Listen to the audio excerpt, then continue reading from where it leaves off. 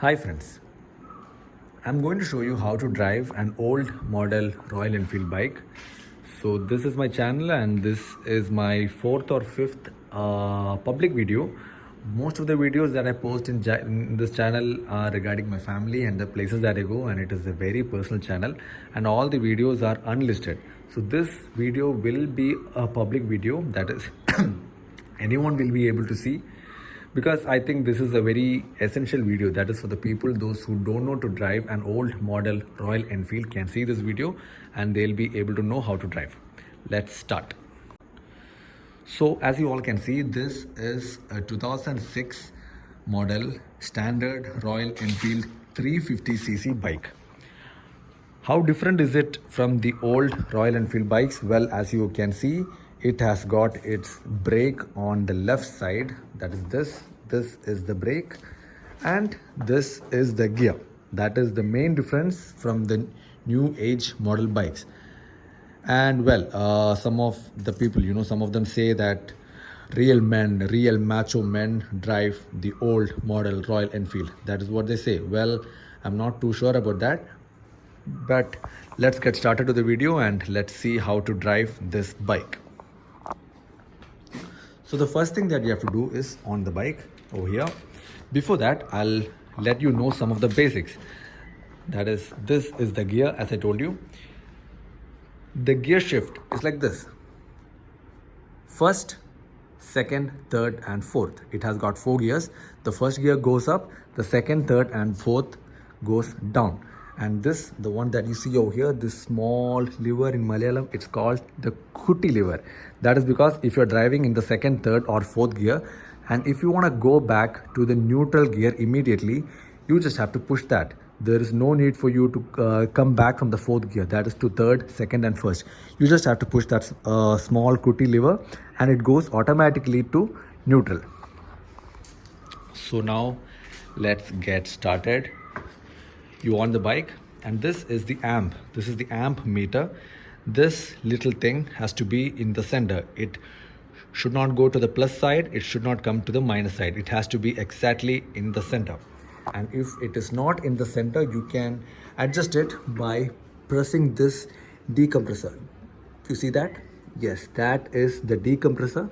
You can push this and make this in the center. After that only you will be able to start. This is the kicker of the bike. You have to push this and the bike will automatically start. Well, trust me, it is actually a very easy process. I was fortunate enough to drive a 2012 classic model 350cc bike. I used to own that bike. I drove that till 2018. Then I met with an accident and the bike was not, in a condition that I could bring it back. So then after that, I did not drive a bike for another 2.5 years. Then this bike belongs to my father-in-law. He actually gave me this bike. He told me that you can take care of it. So then I slowly learned how to drive this. Then I thought it will be very essential for people just to know how to drive the old Royal Enfield bike. That is why I'm putting up this video. Let's get started. So the bike is on. You have to on the bike and see if the amp meter is correct in the center, and if it is not, let me get on the bike. Okay, you have to push this. See, if the indicator, headlight, any of those parts are on, this will go to the plus side or the minus side. I'll show it to you. See, you see that if the indicator is on or the headlight is on, it keeps moving, and if the bike has to start, it has to be correct in the center. So let's on the bike once again. This is the kicker. Let me put my foot on the kicker. Okay, and now you see it is over here. So you have to press this little decompressor to bring this back to neutral. That's it. Very good. I'll show you once more. I'm going off the bike. The bike is off again. Let's on the bike. The bike just started. And then you have to see if the amp is in the center. Right now it is not. You have to press the decompressor. First put this outside. You can keep your feet over here. That's it.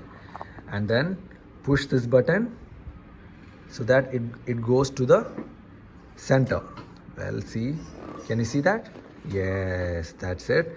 Press this, it goes to the center, and at the same time you have to press your feet like this, this, and your feet has to go together. You have to see if this is in the center first, like this. No, not yet. So wait once more. Not yet. That's it. Okay, it got started. This is the accelerator, this is the front brake, and this is the clutch.